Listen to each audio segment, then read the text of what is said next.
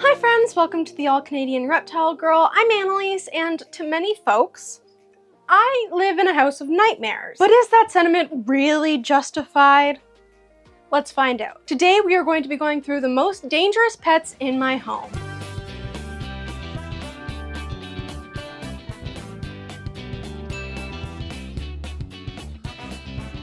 Okay, so up front, while this video title and thumbnail is my most dangerous reptiles or pets or something similar, I haven't done it yet, none of the animals are actually dangerous in normal day-to-day settings. Despite whatever picture or title I put up on my thumbnail to get you to watch this, my pets are not inherently dangerous in any way. Well, I mean, except for number one, which will shock you. See how that works? Clickbait. Although, number one can actually be dangerous pretty easily.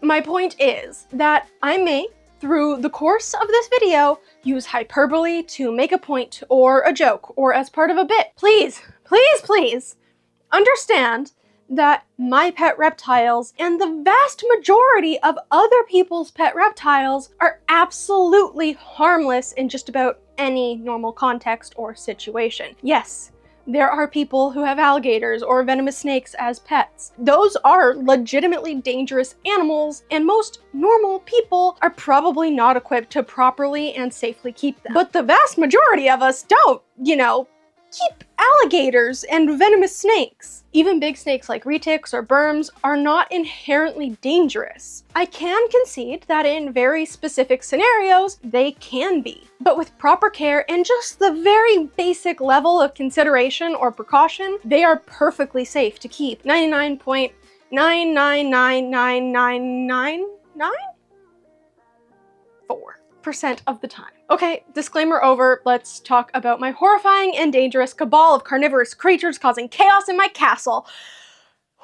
I'm surprised I said that without tripping up over my words. I just leaned into the alliteration there a bit, and see, I messed up there. So, better than in the, yeah.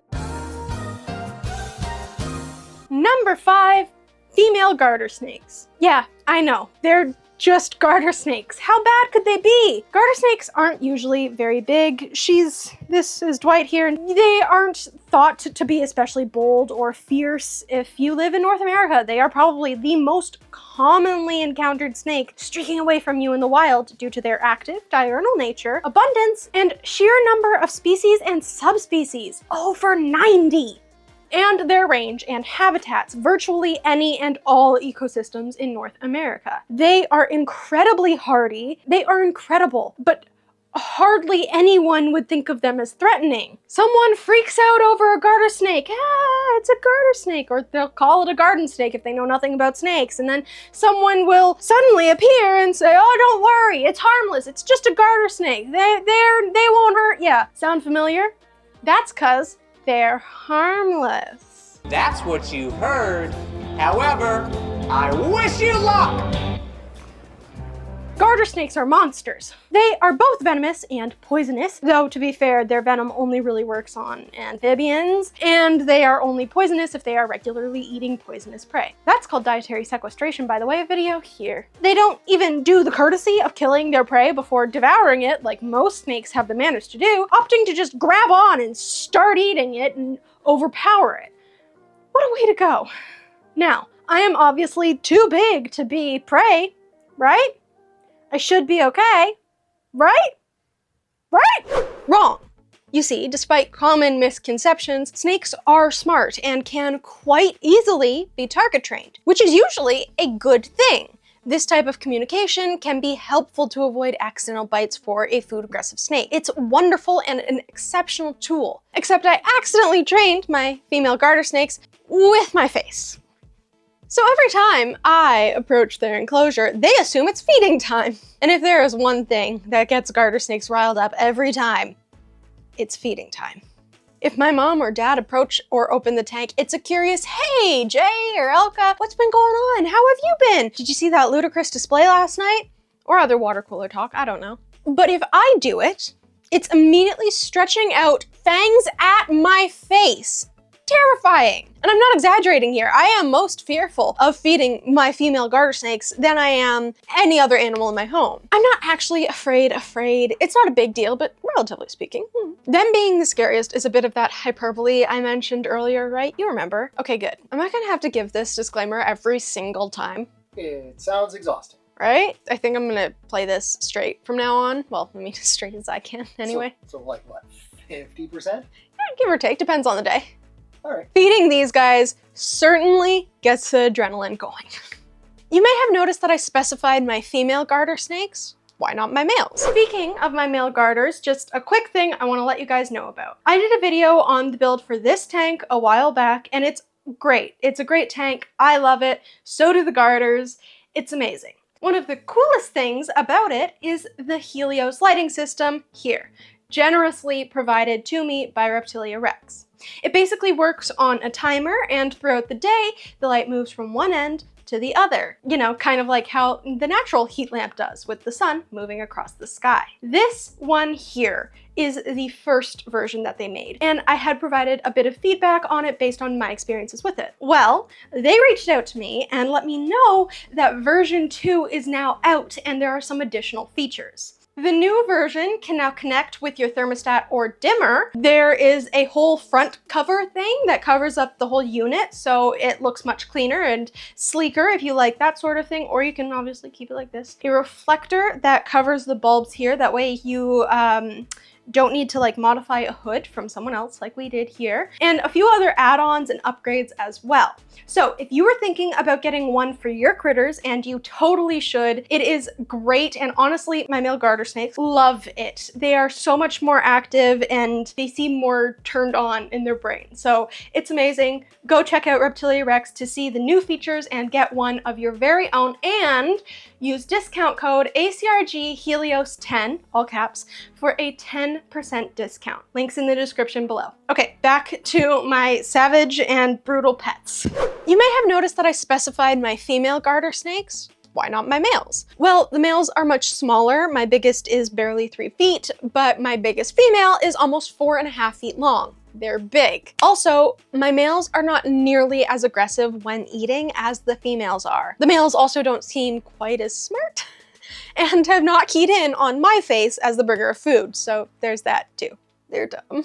I love them. They're so precious, but they're dumb. The snakes you immediately just said were smart. I said the females were smart, let's be clear here. So what's the worst case scenario if things go bad? Tiny scratches and some mild itching. Paper cuts are worse. Honestly, garters don't have powerful jaws. Their teeth are kind of small. They may need some encouraging to get them to let go once they latch on, because they're very determined. But really, we're talking a bit of stinging sensation and that's it. It's not a big deal. Now, some people can be sensitive or allergic to their venom, which could cause a reaction that could be harmful if severe, but the odds of that are infinitesimally small. Garter snakes are harmless and are absolutely wonderful pet snakes, and you should get a few. They are great. I love taking care of them, and they all have such bright personalities. But make no mistake, if given the chance, they'd kill you and everyone you've ever loved. Number 4 is, well, I mean, if you've spent any time on my channel, you know who this guy is. This is Hobbs, my male Macklitz python, and he is a good boy through and through. He is a dream snake. He is smart, gentle, sociable. He's amazing, but he does have a lot of big, sharp teeth. And he has a bite that, while not life-threatening, could be enough to cause some serious bleeding, maybe even stitches. If Hobbs behaved like his kids, ow, I'd probably have him much higher up on my list, as baby Macklitz are very, very bitey. Ow. But thankfully they grow out of that with time and proper socialization and enrichment. Thank goodness. And then they become super chill, and it's amazing, and they are not likely to bite at all, like this guy. I can touch Hobbs anywhere. I can make sudden movements, like when my French Canadian starts to show and I wave my hands about as I talk. He literally doesn't care. Where's your face? I'm gonna show them how much of a good boy you are. Don't do this if you don't know your snake and how they will react. He's a good boy. I can touch him when he's sleeping and he startles awake. Nothing. I try not to because that's me, but if I do, by accident, no biting. The only time Hobbs has ever bitten anyone was when he tried to get a rat, but he just missed, and he tagged my dad's own thumb. He just got his thumb. But he immediately let go. While he can bite, it's not really a concern. He doesn't have venom. It's not that bad. So, why is he dangerous? I was just asking. And I'm very much looking forward to the moment when that stops. His size and arboreal nature. For an almost 9-foot snake, Hobbs is on the slender side compared to other species of long pythons like this. But he is deceptively strong. As a largely arboreal species, Macklot's pythons need that strength to hold on tight and stretch from branch to branch. Not only do they need that static core strength to stretch out and hold most of their body weight horizontally or vertically upwards, he's almost touching my ceiling. He's this far away from my ceiling. And he's barely wobbling. I'm 5'2", by the way. Strong. But they also need that strength in order to catch fast flying birds flitting through the trees. See, he doesn't care. They need a lot of fast, explosive strength. These guys are powerful. Cut to Adam. He's so strong. That's my Adam impression. So, oh my god, he's so strong and heavy. No. I was not expecting that. Oh, hi. Ooh, we're friends. I'll give you an example of how casual Hobbs is with his strength. For live shows, I do for birthdays or summer camps, all of that, we do a bit where we have all the kids line up against a wall or something, and we stretch Hobbs out for a picture. By the way, Hobbs loves birthday parties. He's a true showman. Like we have him in the bin, we talk up how big he is, and we pick him up out of it, and we try to make him look even bigger with how we take him out, and he totally plays along. He like stretches out, he makes sure that part of his body stays like slack in the bin until he's all out, and he's very good. Anyways, true showman. I will hold his head while my mom or my dad will hold his tail on the other side of all of the children. Sometimes when he's had his fill of that and decided enough pictures, I want to go home, Hobbs will just decide to return to me, and he will start moving himself up my body, pulling in his tail, which invariably means he ends up effortlessly dragging along 5 to 10 children with him that were just holding on to his body. Like I specifically remember, because I didn't know what happened. I was holding his head kind of like this. It was a bit more than usual, so we were all trying to squeeze in together, and you had his tail, and he pulled his tail in, but kept his upper body completely like stiff. Like I didn't know he had moved, but apparently he dragged like 5 children, and they all stumbled, and my dad. Like, and his upper part didn't move. I didn't know because I was concentrating on helping this little girl with like figuring out how to hold him. And yeah. He just made a curve and all of a sudden. Yeah.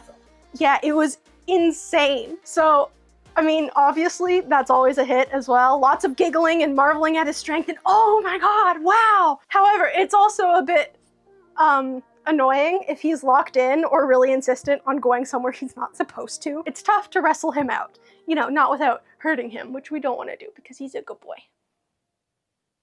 So he's strong, but it's not like it'd be strong enough to actually really hurt a person, right? Well, no, not in any meaningful way normally. I thought you weren't doing any more disclaimers. Right, okay, fine, yep. Anyways, the great thing about Hobbs is that I usually don't need to hold him. He holds me, as you can see in this B-roll. The danger comes from where and how he decides to hold on. If Hobbs were to coil around my neck and squeeze hard to just hold on and feel secure, he is strong enough that he could cut off my ability to breathe. Or if he's in just the right spot, cut off the blood supply to my brain, which can cause unconsciousness surprisingly fast, like seconds. If against all odds, he decided to continue to squeeze for long enough, it could even be fatal. This is why it is best practice to have a second person with you when handling a larger snake. Just in case that 1 in a 10 million event happens, you've got some backup. It is also why you should not allow a snake to wrap around your neck. Now, a corn snake or even a ball python is not really going to be able to do much. But we should all be in the habit of not letting any snake do this. I should define what that means, as I often get comments on my video about not letting snakes wrap around you, which is good advice. I absolutely agree. But this is not wrapping around my neck. This is not wrapping around my neck. Neither is this. This is. I don't let them do this, except for right now, for demonstration purposes to show you what not to do. It is just about being mindful and putting a hand in the way, redirecting, or just gently holding them out. Hobbs does not want to hurt me. He's just looking for a stable tree to hang on to, and I just need to make sure that he feels safe and secure while I do the same. You know? Also, check out this video around this timestamp for Garrett Hurdle's surefire way to get a coiling snake to release in an emergency. Fun video. I mean, you should watch the whole video, unless you want to mess up my analytics, which I guess you could. So if you just want to, then there's the timestamp. At number 3 is Tessara, my dumeril's boa. Pretty much everything I just said about Hobbs and the danger he poses is the same with Tessara. She's not arboreal. She is a dumeril's ground boa after all, but that actually makes her a little bit more dangerous in the wrapping around the neck regard, as she is gonna feel a little less secure when held aloft like this, and is more likely to reflexively squeeze harder and tighter. And as strong as Hobbs is, I'm sorry for how ridiculous my hands look, just this is what holding these snakes is like. He does not hold a candle to Tessara's power. Boas, generally speaking, are much stronger than pythons, pound for pound, and dumeril's boas are exceptionally strong for boas. The force per square inch that Tessara can generate is many times that of Hobbs. Tessara and Hobbs are the only 2 snakes in my care that regularly and gruesomely pop their rats at mealtime. You ever see that video of like someone putting rubber band after rubber band after rubber band around a watermelon until it... That's what it's like, but bloody, and guts, and mouse. Now, Hobbs is longer than Tessara and could wrap more coils around whatever he's squeezing, but in terms of just strength, this is probably the strongest snake species most people will encounter as a pet. She's about 30 pounds and just over 6 feet long, with the exception of maybe an anaconda, also a boa. She will absolutely outmuscle any other snake species at 6 foot or 30 pounds regardless of length. Add to that a bigger mouth, a couple hundred razor sharp teeth, and a much more powerful bite. You can even see her mouth muscles as her skull. It's so cute, honestly, and just squish them, you can just poke them. It's Tessara poses all the risks that Hobbs does, but amped up. Lucky for us, dumeril's boas are gentle giants, usually, and inherently lazy. So it's not something I worry about, but it is something I am aware of in any interaction.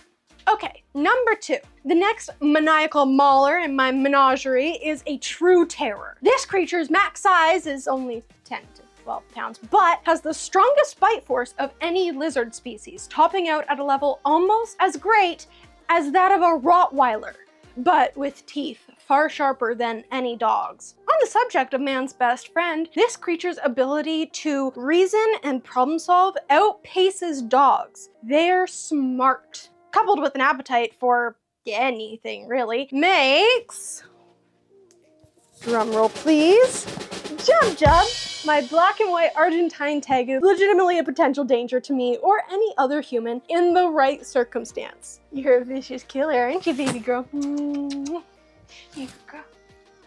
I mean, sorry, you're so vicious. So scary, such a killer when she literally will calm down if you give her kisses on her face. So let's review the terrible tools at a tegu's disposal. I mentioned the teeth, razor sharp, and as omnivores with a varied diet, which includes carrion, they need their teeth to do a lot of different things. Tegus have teeth that stab, slice, crush, and tear. Their potential 300 psi bite force lets them do all of that with minimal effort. Now, Jubs can't bite that hard. She's a bit on the small side for a tegu, and she is not a male with those massive jaw muscles that give Gus here his adorable jowls, but she can still do a lot of damage. Tegus also have very sharp claws and powerful limbs that can tear our soft human skin open with little effort, even by accident, as I have literal scars just to show. Her tail is also a massive whip that can just break the skin or leave serious bruises. Oh, and I should mention, tegus can run at speeds of more than 10 miles per hour, sometimes doing so bipedally with arms outstretched and giant mouth agape. An angry tegu is no joke.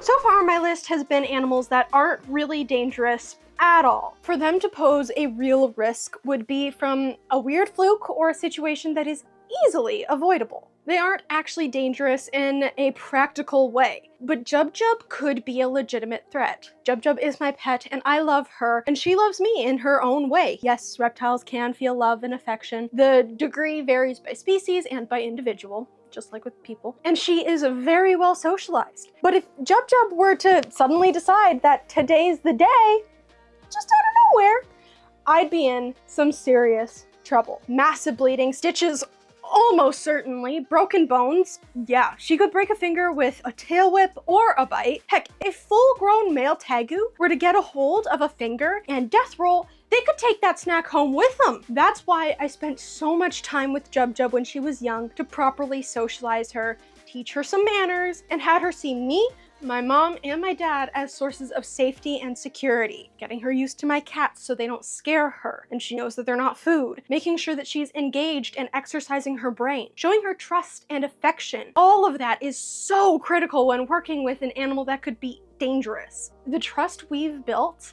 allowed us to do some pretty uncomfortable things with her when she was dealing with her health issues this past year. We had to clean wounds, poke our fingers up her butt to pack sugar in her cloaca for her prolapse, daily injections of medication, administering oral medications that we had to hold her mouth open for, holding her down for x-rays or to have stitches out. We had to do a lot of things that Jub Jub did not like. Doing that to a wild tegu or one we didn't know or hadn't been socialized properly would have been impossible without sedation and stitches. Jubbers here patiently let us do all of that over and over for months. Socializing and bonding with your pets is not just about being able to play with them or cuddle them. It can literally save their lives. It's so important, right, Jubby? So what could possibly top Jub Jub in terms of potential danger? We'll get to that in a second. First up, I want to share my honorable mention, and that is Charlene and Wobbles, my eastern gray squirrels. They only get honorary mention because they're not really pets. They just spend a lot of time in my yard, and over time they have befriended us to the point where they will interact with us or accept or steal food from us, and even let us give them scritches occasionally.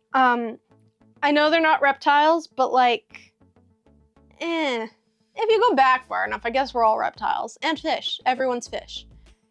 Don't believe me? Hank Green. He did a video on it, so argue with him, I guess. Anyways, I don't advocate for feeding wild animals. In most cases, it is a bad idea for a lot of reasons. My squirrels, again, quotations around my, kind of domesticated us and were already in regular contact with people, stealing our food from garbage and just walking by us on the street. I don't recommend this, quite the opposite really, but sometimes things happen and you end up with squirrels that stroll into your house and confuse your cats just because you wanted to put out some birdseed for the blue jays. Now, I know you may be thinking, squirrels, really? They're tiny. I mean, sure, they're fast and their feet go upside down weirdly like they're from The Exorcist, but how dangerous can they really be? How about 7,000 pounds per square inch dangerous? Yeah, some estimates have the gray squirrel pegged at a bite force of over 7,000 PSI. You or I? 160. Maybe. Squirrels? 7,000.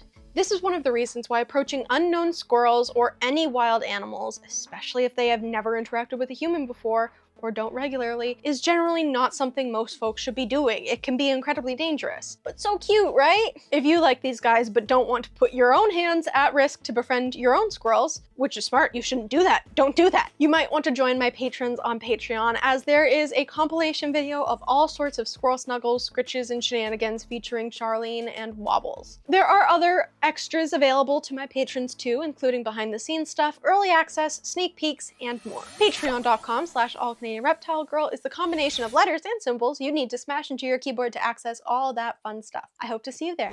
Okay, so what's the #1 most dangerous animal I have in my care? Tell me! Oscar. Hands down, no question, Hold on, let me grab him. Buddy, up, up, come up. Yep, good boy, up. I know, I'm so sorry, come here. Oh, he's so heavy. Goodness gracious. He's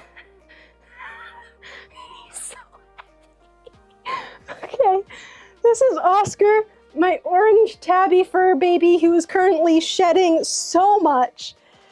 And he is 46 degrees outside today. I know. So he's 46 degrees Celsius, which is like what? American? 20 something. But Canada's just made of snow. Okay, so this adorable tubby tabby fur baby, this orange brain cell, is the most deadly creature in my care. And if you have a cat, pound for pound, they are probably the most dangerous one in yours too. This is gonna give me back problems. You need to go down. I love you. Cuddles the ear. Okay.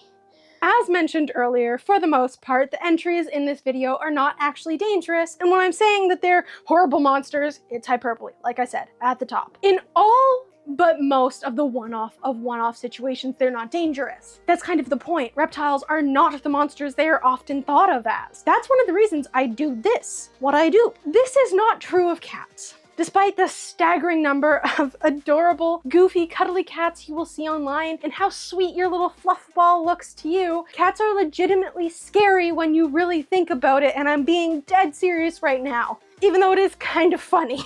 Look, I love cats, obviously. They are amazing, they are magnificent creatures, they're beautiful and highly adapted.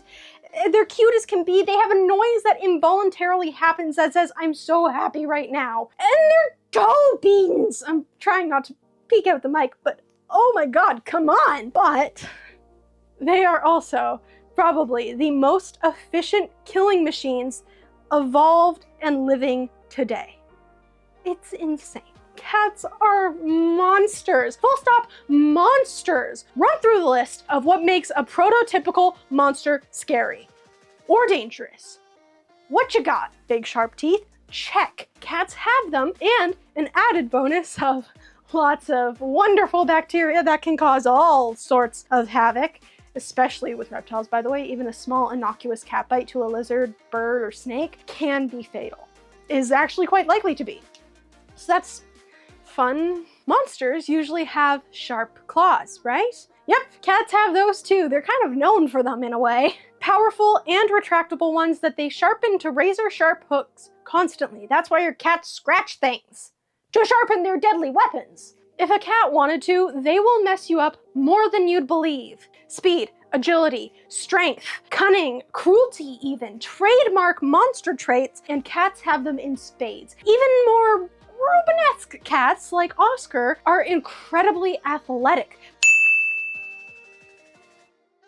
Blazing bursts of speed, crazy reaction times, and reflexes, cats are supreme athletes, and they are masters of hunting and ambush. Along with those claws, cats are basically furry tornadoes made of knives. How about super senses? Night vision, exceptional hearing, smell, tactile sensitivity, yup.